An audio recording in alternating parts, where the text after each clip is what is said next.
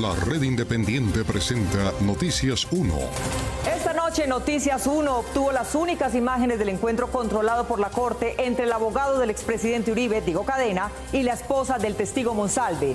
Una conversación entre Uribe y Cadena grabada por la Corte dejó evidencia de lo que piensa el expresidente sobre los periodistas. Matoneo en las redes a la Corte Suprema provino en gran parte de funcionarios del gobierno. El exmagistrado Iván Velázquez, primera víctima de la manipulación de testigos a favor de Álvaro Uribe, será indemnizado y el Estado deberá pedirle disculpas. Exclusivo, alias Tasmania, el del montaje contra el exmagistrado Velázquez, habló con Noticias 1. Se peleó en Cali de paciente COVID con 100 deudos cuando la ciudad acumula 858 muertos. Y en los deportes, Germán Arango. Mónica Primo Roglic se quedó con la victoria en el Tour de Line y el podio lo completaron Egan Bernal y Nairo Quintana. No cesan los reconocimientos y los homenajes al gran legado que le dejó al fútbol profesional colombiano el médico Gabriel Ochoa Uribe. Paz en su tumba. Y aquí está, esta es la imagen del día. Una nueva confrontación entre militares y sembradores de coca en Vista Hermosa Meta. Los campesinos aseguran que fueron retenidos en una finca por la Fuerza de Tarea Omega, luego de que esta fuera atacada aparentemente por disidencias de las FARC. El comandante militar de la zona dijo que nunca hubo retención de campesinos. De esta historia hablaremos hoy. Por la prensa libre y el derecho que todos ustedes tienen a la verdad, yo soy la Red Independiente.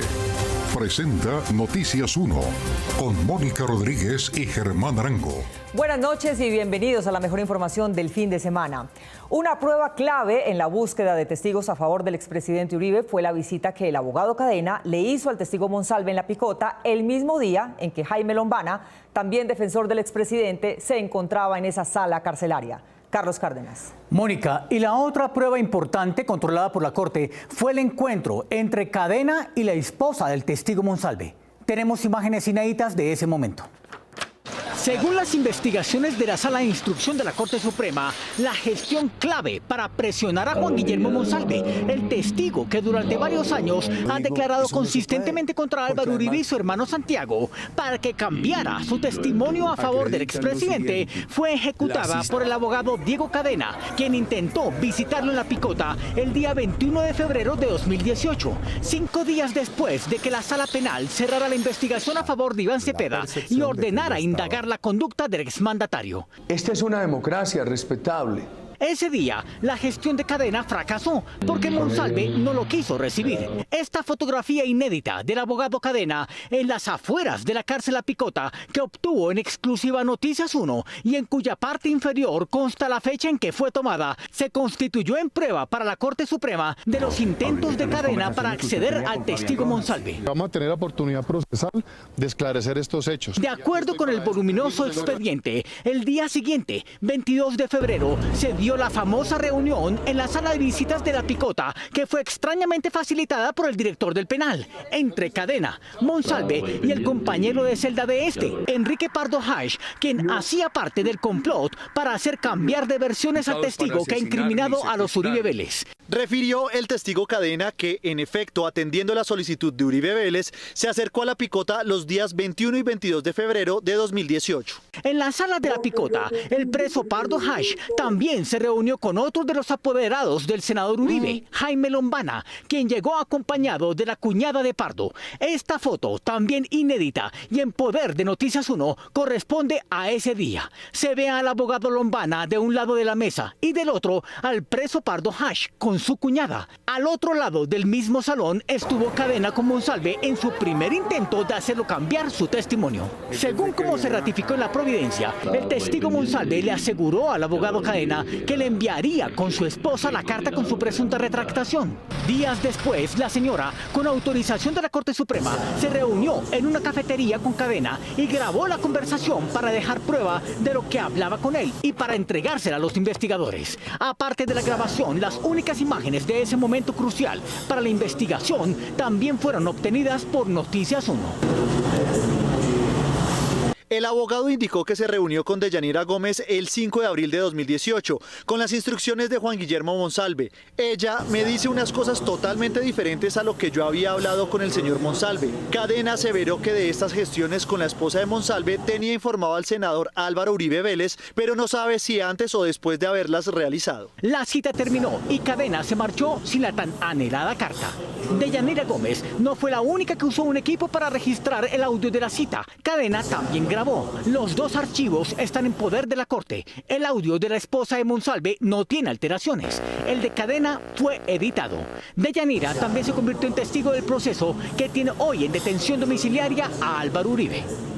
En el expediente Uribe quedaron consignadas múltiples transcripciones de grabaciones entre los investigados. En una de ellas está la evidencia de lo que piensa Uribe sobre los periodistas independientes. Víctor Ballestas. Mónica, Diego Cadena le contó a Álvaro Uribe que lo estaban buscando unos periodistas y que este molesto le pidió no atenderlos porque asumía que titularían que él estaba buscando desmontar testimonios a través de la mafia. En la providencia de la Sala de Instrucción de la Corte Suprema, en que se definió que al expresidente Uribe Vélez se le impondría medida de aseguramiento consistente en casa por cárcel, están transcritas muchas conversaciones que fueron grabadas por orden de la Corte desde el año 2018, conversaciones que tenían los diversos personajes que estaban siendo investigados por la presunta manipulación de testigos. Déjame la privacidad, amigo Noticias. Las llamadas que frecuentemente le hacía el abogado Diego Cadena al expresidente Uribe Vélez, o al contrario, también fueron escuchadas y grabadas. Entre estas hay una particularmente llamativa porque tiene que ver con la forma como el exmandatario juzga a los periodistas según las noticias que estos publiquen. Presidente, quiero informarlo de algo. Ese informe que sacó ese periodista Guillén, a mí me están buscando periodistas, me está buscando Marta Soto, me está preguntando qué fue lo que pasó allí, me pregunta por Lombana. Cadena se refería a la visita que él le hizo al testigo Juan Guillermo Monsalve, quien ha denunciado consistentemente al expresidente y a su hermano Santiago desde hace varios años. Cadena iba a intentar que el preso Monsalve cambiara su versión a favor del senador Uribe. Yo le informé lo básico a la periodista Marta Soto. Me pregunta si yo tengo poder suyo. Le dije, yo tengo poder para este tipo de actuaciones. La respuesta del senador Uribe denotaba su molestia. No, hombre, no. Yo le digo una cosa, a esos periodistas hay que eludirlos. Nos hacen un daño enorme, van detrás de un escándalo. No demos tiro a eso, perdemos eficacia. Notando el desagrado del senador, el abogado Cadena trató de disculparse. Presidente, yo siempre he manejado bajo perfil, pero esto se filtró por ese periodista Gonzalo Guillén. Según la grabación que consta en el expediente Uribe, este le ordenó a Cadena remitir los periodistas al abogado Jaime Lombana. A la petición de Uribe, Cadena le respondió un poco intimidado. Listo, entonces yo me le desconecto a la señora periodista Marta Soto. Con rabia contenida, el expresidente se imaginó el titular que sería publicado si Cadena hacía declaraciones a la prensa. Ahí mismo salen los periodistas y dicen, Uribe a través de la mafia busca desmontar testimonios sobre él. Eso es lo que sacan. En la providencia, la Corte concluye que el senador Uribe siempre quiso mantener en reserva al abogado Diego Cadena por el tipo de clientes que éste atendía, algunos relacionados con el narcotráfico, mientras era representado abiertamente por otros abogados. Y por este motivo le pidió no relacionarse con algunos periodistas. Además del presidente Duque, muchos altos funcionarios públicos asumieron la defensa política del jefe de su partido, pese a que existe la prohibición constitucional de interferir la independencia de los poderes. Camilo Galán. Mónica, el activismo de los seguidores públicos fue tan intenso que el procurador general tuvo que recordarles que su conducta podría ser sancionada como falta disciplinaria. Apenas unas horas después del anuncio de la Corte Suprema sobre la medida de prisión domiciliaria contra el senador Álvaro Uribe, el presidente Duque le envió un mensaje de apoyo a través de los canales públicos y privados. Como presidente, hago un llamado a la reflexión. Entiendo el papel de las instituciones y la independencia de poderes. Espero que las vías judiciales operen y que existan plenas garantías para que un ser humano íntegro ejerza a plenitud su defensa en libertad. Inmediatamente después de estas declaraciones, el activismo político de los funcionarios públicos se notó en redes sociales. Su capacidad de trabajo, honorabilidad y amor por Colombia son principios que han inspirado siempre sus acciones. Espero que tenga todas las garantías de un juicio justo. Un abrazo afectuoso y comprometido al presidente Álvaro Uribe Vélez. Las tempestades no amilanarán jamás a un líder que se engrandece en las batallas. María Victoria, mis hijos y yo estamos con usted y su familia. Desde su cuenta de Twitter, Darío Acevedo, director del Centro de Memoria Histórica, atacó a los jueces. Ha sido inclemente, sin pausa y con argucias, la persecución con odio a flor de labios. Típica venganza. Sus promotores piden serenidad a quienes persiguen con saña. Desde su cuenta, también el ministro de Defensa, Carlos Holmes Trujillo, defendió la inocencia del expresidente Uribe. Creo en la inocencia de Álvaro Uribe Vélez, quien ha hecho una de las mayores contribuciones a la lucha contra el terrorismo en Colombia, con apego a la Constitución y la ley. Espero para él las plenas garantías a que tiene derecho para que pueda defenderse en libertad y demostrarla. Por su parte, Diego Molano, director del Departamento Administrativo de la Presidencia de la República, hizo lo propio, pero con mayor agresividad. Dolor de patria. Mientras Santrich está en libertad y delinquiendo, Álvaro Uribe, quien ha servido toda su vida a Colombia, está privado de su libertad. Defensa en libertad. Los congresistas de la bancada del gobierno no ocultaron su ira contra la Corte Suprema, aunque ninguno había leído la decisión. No hay democracia sin justicia. Necesitamos justicia con garantías. Las decisiones se deben tomar en derecho, no bajo sesgos o presiones ideológicas. La molestia de los defensores del senador Álvaro Uribe fue tan evidente que la Procuraduría les exigió a los funcionarios respetar la independencia de la justicia. Ningún servidor público está habilitado para promover o alentar su incumplimiento. Es el acatamiento de la ley lo que garantiza la supervivencia de la democracia y el Estado de Derecho. El pasado 7 de agosto, en los actos de conmemoración de los 201 años de la batalla de Boyacá, nuevamente el presidente Iván Duque instó a revocar la decisión unánime. También hoy elevamos nuestra voz para que se mantenga siempre el espíritu de saber distinguir y reconocer a quien le sirve a la Constitución frente a quien intenta mancillarla. Este fin de semana se caracterizó por el apoyo en las calles a favor de Uribe y solo esta semana se sabrá si en el Congreso ya llegó la calma o todavía habrá una tormenta política peor. La investigación que condujo a Uribe a tener medida de aseguramiento por presunta manipulación de testigos no es la primera que tiene el mismo modo de operar en su círculo. Juliana Ramírez. Mónica, el primer intento de cambiar el testimonio de un ex paramilitar preso para favorecer al expresidente, pero para acusar a sus investigadores, le ocurrió a Iván Velásquez. Y exactamente lo mismo sucedió con el senador Iván Cepeda. El ex magistrado auxiliar de la Corte Suprema de Justicia, Iván Velásquez, magistrado estrella de la parapolítica entre 2007 y 2012, y el senador Iván Cepeda tienen dos cosas en común. Han sido investigadores del paramilitarismo en Colombia y víctimas de montajes oficiales a través de una estrategia sistemática desde las filas del uribismo para acusarlos de manipular testigos. Ahí hay casi que un modus operandi, una línea fácil de rastrear para llegar hacia arriba, como lo ha precisado ya la Sala de Especial de Instrucción de la Corte Suprema de Justicia. En ambos casos se acusó al ex magistrado del senador de ir a las cárceles donde están paramilitares para que declararan en contra de Álvaro Uribe. En ambos casos, las denuncias de los presos contra Velásquez y contra Cepeda se hicieron mediante cartas. En ambos casos, los firmantes de las cartas terminaron retractándose y confesando que quienes los presionaron fueron realmente los abogados del expresidente Uribe. El caso del ex magistrado Velásquez data de 2007. Todo lo que hemos pedido es una investigación. En ese momento, el entonces presidente Uribe no solo dijo que Velásquez era militante extremista y una integrante de un grupo criminal, sino que lo acusó de manipular al ex paramilitar, al Tasmania, para que lo involucrara en un asesinato. Yo firmé ese documento, a cambio de eso me dijeron de que a mí me iba a dar muy bien, me prometieron una casa para mi mamá y una plata. Para llegar a Tasmania usaron a su abogado Sergio González, condenado, quien era cercano a Mario Uribe, también condenado, y a Santiago Uribe, quien se encuentra en juicio. Con el montaje de Tasmania se pretendía favorecer a Mario Uribe. Con el montaje, con lo que se estaba tratando de hacer, con el testigo Monsalve, había un claro propósito de proteger a Santiago Uribe. El caso del senador Cepeda sucedió 5 años después. El abogado gestor en los dos casos es el que escribe la carta. En ambos casos, la confesión de esos testigos se da por el incumplimiento de los beneficios prometidos por cometer el ilícito.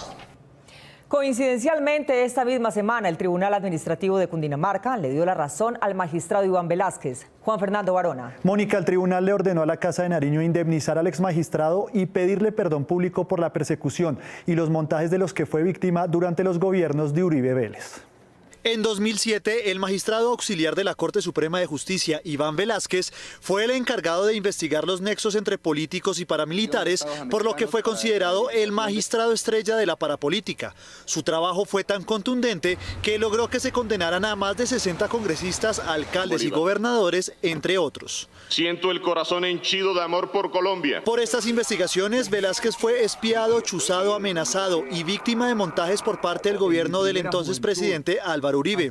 Fue cuando el exparamilitar José Orlando Moncada, alias Tasmania, envió una supuesta carta suya al presidente Uribe en la que afirmaba que el magistrado Velázquez lo había presionado para acusar a Uribe Vélez de un crimen. Consistió en un montaje fraguado el mismo día de una entrevista que yo sostuve con José Orlando Moncada Zapata, alias Tasmania. El magistrado recuerda que el gobierno de la época no pudo explicar cómo había llegado la supuesta carta a las manos de Uribe. Uribe no supo explicar cómo le llegó la carta de Tasmania a la Casa de Nariño, que llegó 20 días después de la fecha en que supuestamente se hizo. El detonante para que se iniciaran los montajes a Velázquez fue una investigación que el magistrado le abrió al primo del presidente, Mario Uribe. Un montaje que fue realizado por el abogado de él, Sergio González,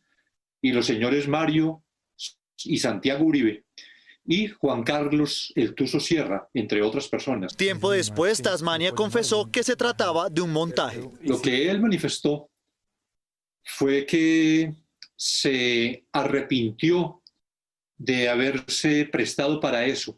Casi una década después, el Tribunal Administrativo de Cundinamarca falló a favor del exmagistrado y su familia el pasado mes de junio de este año, considerándolos víctimas de un montaje por parte del gobierno Uribe y del DAS, por lo que el Estado deberá indemnizarlos con alrededor de 400 millones de pesos, pero lo más importante es que los directores del Departamento Administrativo de la Presidencia y de la Agencia Jurídica del Estado deberán hacer un acto público de disculpas. Aunque el tribunal los reconoció como víctimas, para el exmagistrado Velázquez aún quedan muchos interrogantes que la Fiscalía no investigó.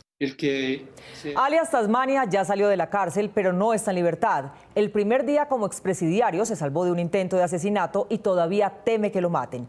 Noticias 1 lo encontró en la clandestinidad y en su entrevista insistió en pedir perdón por las mentiras que un narcotraficante que ya está libre en Estados Unidos le obligó a firmar.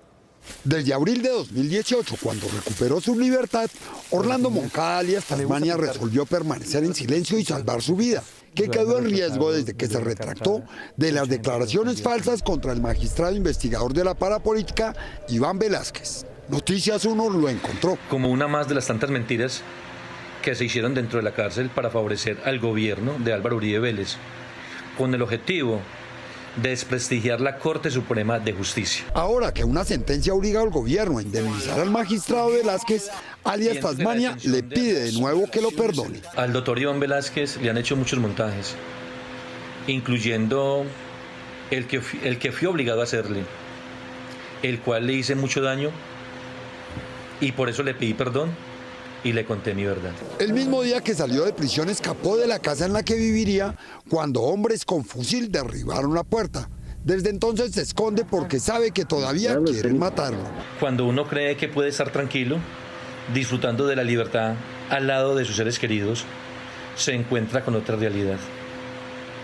Son las consecuencias de haber pertenecido a un conflicto armado y ser conocedor y testigo de muchos hechos. Piensa que los actuales intentos para matarlo son consecuencia de su sinceridad ante la justicia, en contra de las versiones de alias El Tuzo Sierra, testigo aún de la defensa de Álvaro Uribe.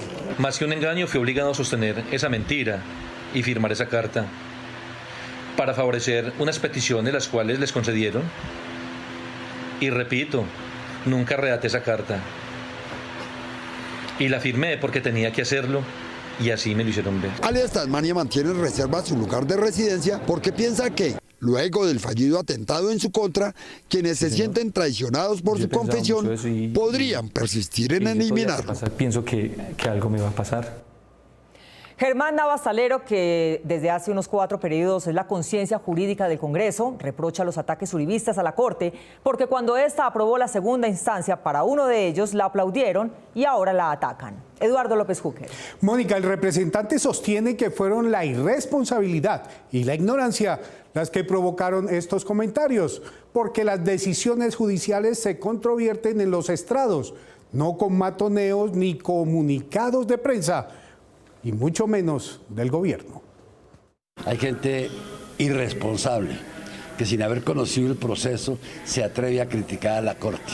Eso demuestra aún más su ignorancia. Con más de 40 años de experiencia como profesor de Derecho Penal, el representante a la Cámara Germán Navas Talero, considerado como el decano del Congreso, exigió respeto a las decisiones de la Corte Suprema de Justicia. La posición de la Corte es indiscutible desde el punto de vista jurídico.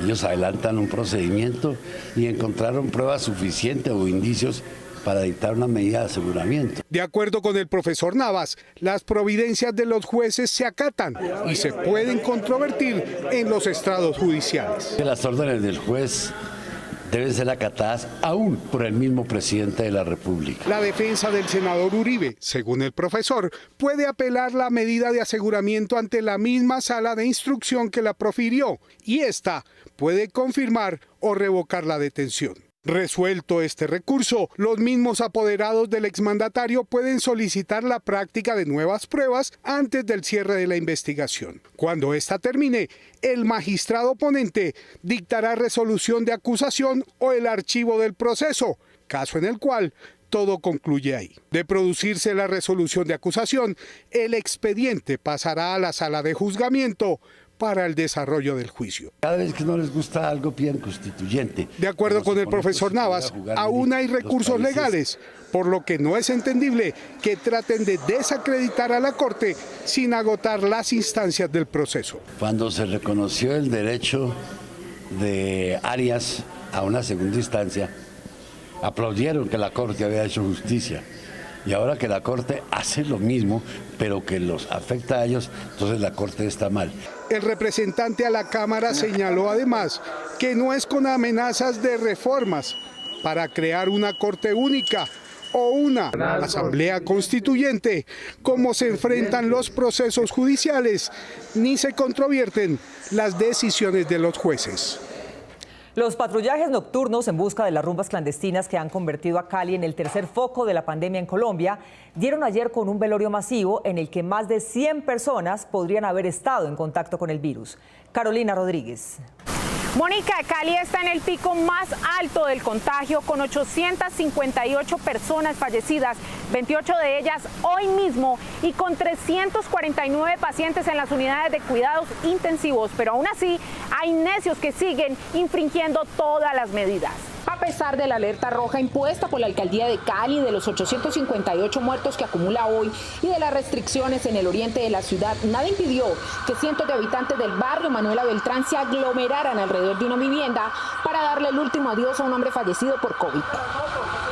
Personas sin tapabocas y sin respetar el distanciamiento social, poniendo en peligro sus vidas, alertaron a las autoridades que de inmediato tuvieron que intervenir. Nos encontramos con hechos complejos.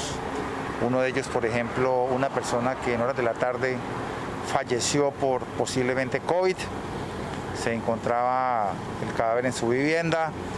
Logramos tener una coordinación con Salud Pública para que atendieran el caso, para que se adelantaran las tareas relacionadas con el manejo del cuerpo del señor que falleció. Las autoridades instaron a la comunidad para actuar con responsabilidad en estos casos y a no infringir las medidas de bioseguridad que pueden exponerlos a contagios por COVID. Y ojalá que podamos tener la menor cantidad de personas contagiadas por COVID. Estamos de todas maneras en la curva más alta de contagio y por eso nuestra responsabilidad de estar en las calles, transitando por las noches en toda la ciudad. A pocas calles de donde era velado el hombre, las autoridades desmantelaron una fiesta en la que departían más de 40 personas consumiendo licor y violando todas las medidas de bioseguridad, como no portar tapabocas. El total de contagios en el Valle del Cauca supera los 31.000 casos, de los cuales 24.200 se registran en Cali, mientras que la cifra de fallecidos en todo el departamento supera los 1.200. Las pruebas masivas tienen por objeto descubrir los conglomerados más atacados por el virus, y en las procesadas del viernes y el sábado se hizo evidente en 1 de cada 4 trabajadores de la salud, 1 de cada 3 policías y 1 de cada 2 militares inmigrantes. El Instituto Nacional de Salud reportó que en los conglomerados del país, las fuerzas militares son una de las más afectadas por el coronavirus. De acuerdo con el instituto, de las 9.530 muestras tomadas a los integrantes de las Fuerzas Armadas, 4.884 han salido positivas, es decir, que por cada 2 pruebas realizadas a los militares, una sale positiva. La población carcelaria es el segundo conglomerado del país más afectado. En este sector es en donde se han practicado más pruebas, con 15.584 muestras, de las cuales 5.549 salieron positivas, es decir, un 35%.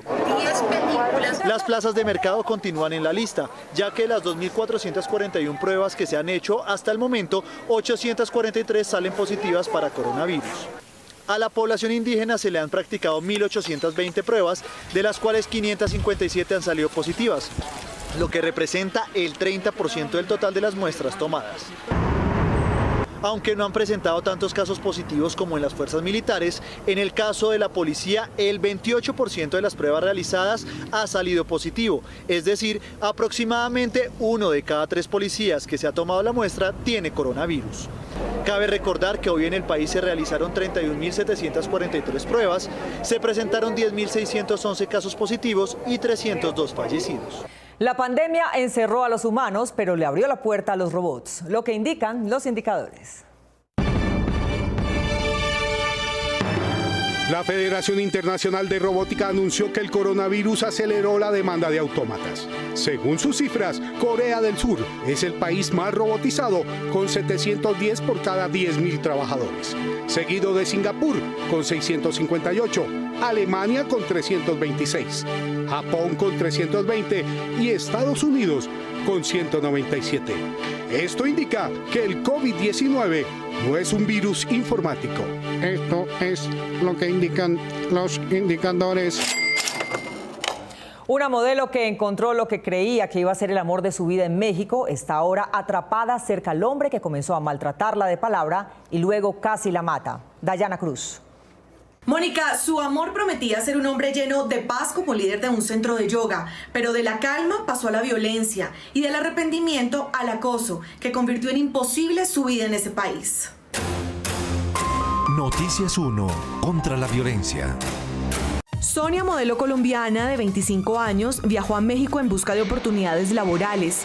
El año pasado conoció en esa ciudad a un administrador de un centro de meditación con quien inició una relación sentimental. Estaba viviendo un gran sueño en México y conocí a este personaje que, detrás de una buena impresión y proyectos, me manipulaba sin darme cuenta. Después de 3 meses de noviazgo y tras una discusión por celos, su pareja la agredió verbalmente, motivo por el cual fue detenido en forma preventiva durante unas horas. Pero cuando regresó a la casa, golpeó a Sonia, acusándola de no apoyarlo. Al día siguiente, en la mañana, me despierto con esta persona encima mío, golpeándome en la cara con sus puños, totalmente alterado. Quedó semi-inconsciente por los efectos de la golpiza, pero cuando pudo moverse para huir, la situación empeoró. Sentía la cara, realmente fue una situación bastante traumática. Esa persona sale del lugar. Yo empiezo a empacar mis cosas en un bolso, lo más importante, como los papeles, el dinero. Veo regresando esta persona con un palo de bambú, comienza a golpearme en las piernas, en los brazos, en la cabeza. Cuando logró escapar, se refugió en la casa de una amiga. El mismo día, la fiscalía, en compañía de una amiga, que fue la que me apoyó todo el tiempo, para presentar una denuncia formal, me hicieron un examen médico, una medida cautelar. Sonia prefirió regresar a Colombia por temor a su agresor. Sus sueños de trasladarse a un mejor país para desarrollar su carrera de modelaje se esfumaron y hoy trata de reiniciar su vida. Denuncie la violencia contra las mujeres y los niños. Noticias 1 y la Secretaría de la Mujer le buscarán ayuda. Ya regresamos a Noticias 1, la red independiente.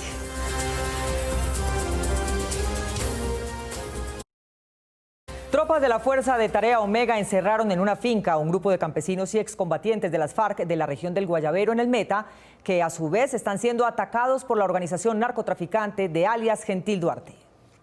A Vistahermosa Meta no ha podido llegar la paz pactada en el acuerdo para que los cultivadores de hoja de coca reemplacen esa siembra por lícitas.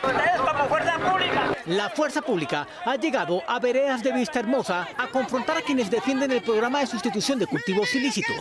En medio de la tensión estalló un cilindro bomba. Una acción terrorista llevada a cabo presuntamente por el grupo armado organizado residual Estructura Séptima, con el sujeto que se hace conocer con el alias de Gentil Duarte. Denuncias obtenidas por la Defensoría del Pueblo señalan que sí estuvo en la zona un grupo armado ilegal. El ejército ordenó una nueva operación que terminó en enfrentamientos otra vez contra campesinos de la región. El medio alternativo Voces del Guayabero grabó a los militares obligando a salir a los cultivadores de la zona con gases lacrimógenos. Nos están atacando con gases lacrimógenos, nos están disparando. No respetan nada. Fernando Montes, el habitante de la región del Guayabero, que ha registrado con su cámara las confrontaciones que se libran en esa región desde hace 2 meses y medio y que en el pasado 4 de julio perdió parte de una mano por un disparo de un soldado, asegura que esta vez fue amenazado. Donde me decían, tranquilo, que te vamos a coger y te vamos a partir en pedacitos. Organizaciones de derechos humanos denunciaron que los campesinos fueron amedrentados con disparos de fusil y que al menos 15 de ellos fueron obligados por las tropas a encerrarse en una finca. Estamos preocupados por la gente que nos tienen allá retenidos, que son campesinos. Esposas y madres fueron en rescate de sus familiares. Al llegar a la finca donde estaban sus familiares, hubo más disparos.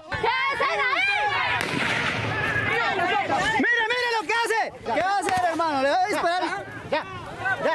En ningún momento se han llevado a cabo retenciones ni capturas. ¿A dónde está el herido? ¿Por qué no dejaron que la delegación hubiera entrado a verlo? ¿Y se lo llevaron? ¿Y qué van a hacer con él? Un suboficial del ejército intentó calmar a las mujeres que fueron por sus familiares. Las tropas decidieron dejar salir a los campesinos de la finca. ¡Vean cómo los volvieron, vea! La Defensoría del Pueblo le solicitó al comandante de la Fuerza de Tarea Omega investigar la acción de sus tropas.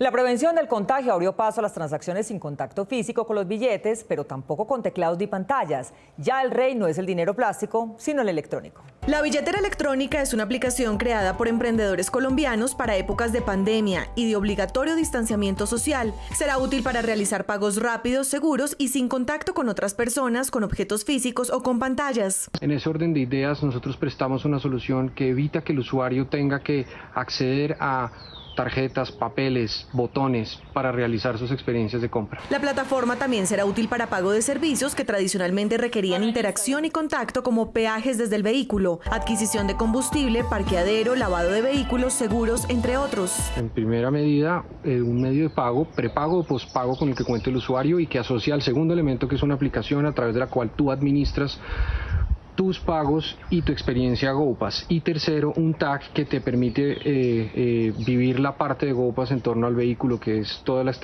experiencia de peajes y parqueaderos. Quienes administran la plataforma se preocuparon por crear un sitio seguro en materia de protección de datos y documentos, evitando el almacenamiento de los mismos debido a que las transacciones se realizan desde los móviles personales o desde el dispositivo electrónico con identidad única, que se ubica en el parabrisas del carro particular de los usuarios.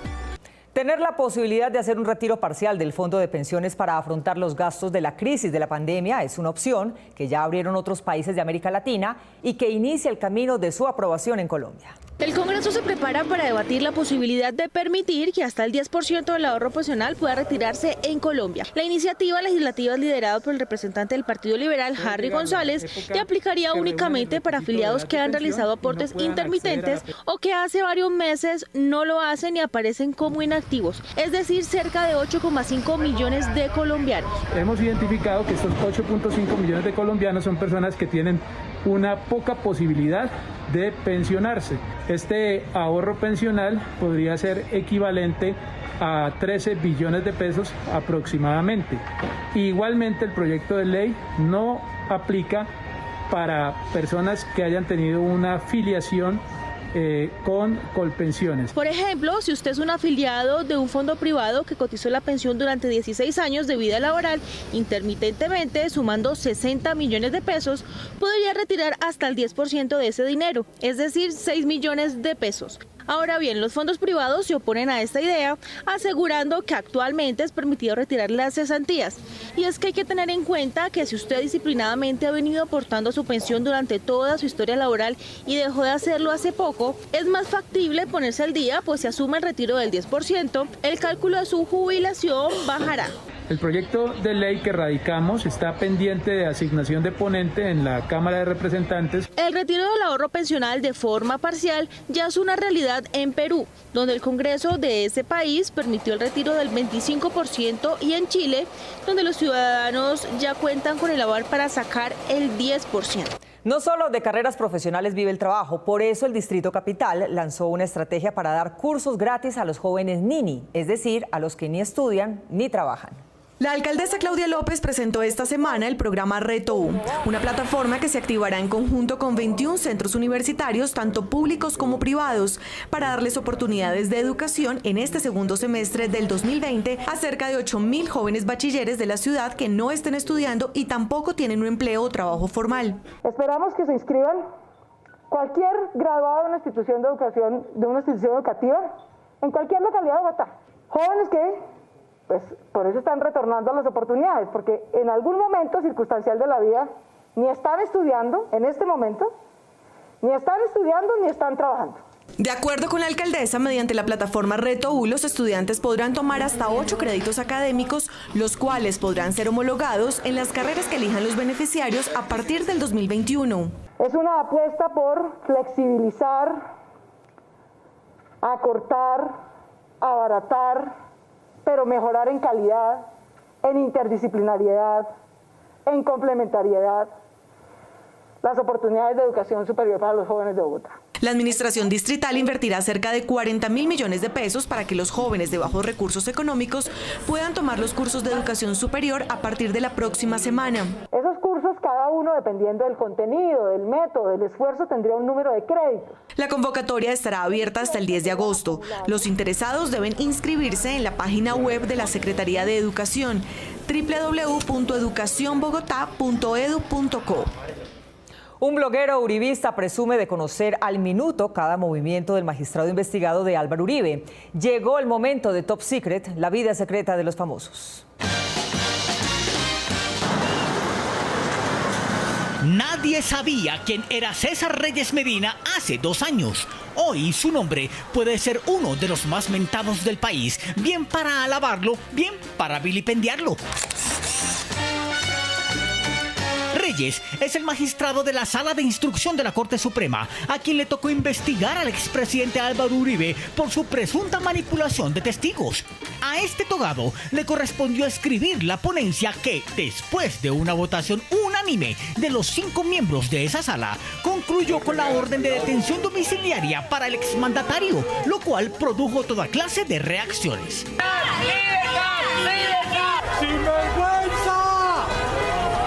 Tanta agitación y noticias sobre el tema llevó al representante Germán Navas Talero a recordar que hace 32 años, cuando el doctor Navas conducía un programa de concurso en televisión que se llamaba Consultorio Jurídico, había tenido entre sus invitados a un estudiante que se llamaba igual que el magistrado. Consultorio Jurídico. En el concurso ¿Cuánto le enseñaron? ¿Cuánto aprendió? Se enfrentan César Reyes y Selene Roa. En el programa se enfrentaban 2 estudiantes de Derecho que debían contestar preguntas jurídicas. Quien ganaba recibía de regalo varios libros de la carrera. Vamos con César Reyes. ¿En qué consiste el control de constitucionalidad por vía de acción? El joven estudiante respondía todo de manera correcta. consiste en la facultad que tiene todo ciudadano colombiano en presentar una demanda, digámoslo así, ante la Corte Suprema de Justicia por violatoria de una ley o de un decreto que tenga los efectos de ley. Bravo, ¿qué opinan ustedes? Yo creo que es acertada la respuesta. Aplaudan, por favor. ¿Qué se entiende por sentencia? O sea, sentencia en términos generales es la providencia por medio de la cual se deciden las pretensiones de los actores o demandantes dentro de un proceso. Para que la respuesta va por el estudiante. El hoy magistrado de la Corte, ya con 55 años, no solo demostró en 1988 que era un buen alumno, también que era un buen compañero, porque a pesar de haber ganado, le cedió los libros de premio a su compañera de concurso. Este trino fue publicado el miércoles 5 de agosto, solo 24 horas después de que el país se enterara de la decisión de ordenar detención domiciliaria para el senador Uribe, proyectada por el magistrado de la Corte Suprema, César Reyes. Sería bueno que el magistrado Reyes le contara al país de qué habló durante 17 minutos en la mañana de hoy con el exmagistrado Barceló, la persona que estructuró el montaje judicial contra el presidente Uribe. ¿A qué se debieron las risas que soltó durante la conversación? El autor del trino, un oscuro personaje de las redes uribistas que suele publicar invenciones que le sirven a su casa política, sorprende, pero no por el contenido, sino porque reconoce que estaría enterado de los pormenores de una supuesta conversación entre dos personas, a las que él y otros les violaron el derecho a la privacidad de sus comunicaciones. El mensaje es una confesión de parte, porque su autor afirma día, hora y duración de la presunta llamada y hasta de las supuestas risas que se escucharon. Pero resulta que todo es mentira. Consultado por Noticias 1, el exmagistrado Barceló, con quien habría hablado el togado Reyes, afirmó tajantemente que hace por lo menos año y medio no cruza palabra con Reyes, cuya seguridad sí ha estado amenazada. Los mensajes falsos pretenden hacer más daño. ¿A quién le estará dando gusto el dueño de esta cuenta de Twitter? ¡Que viva el presidente Uribe! Lo que ha sucedido con él es una injusticia. El senador uribista del Valle del Cauca, Gabriel Velasco, fue uno de los manifestantes de este fin de semana a favor de su jefe político. Que se defienda en libertad. Cuando terminó la caravana, Velasco llegó a su casa, pero en lugar de sosegarse, empezó a delirar. Pero si escuchan bien, hasta las ranitas y las chicharras que viven al lado de mi casa, hoy, después de la caravana, dicen Uribe, Uribe, Uribe. Oigan. Como los televidentes de Noticias 1 son racionales y bien cuerdos, lo que oyen es el sonido normal de estos insectos de jardín que cantan cuando el clima está muy caliente.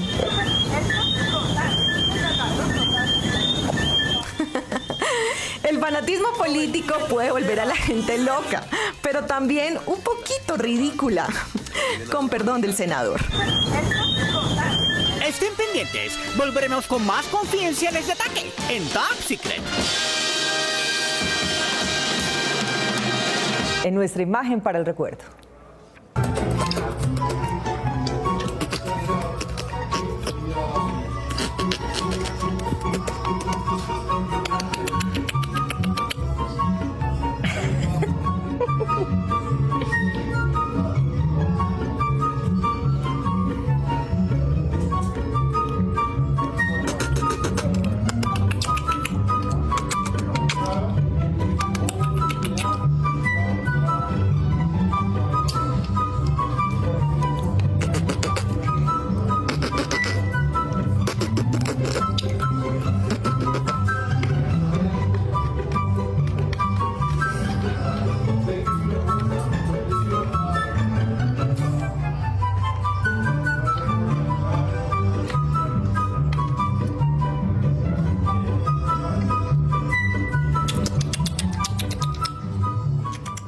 Nos vemos en las redes sociales y el próximo sábado a las 8 de la noche aquí en Cable Noticias con las mejores noticias del fin de semana.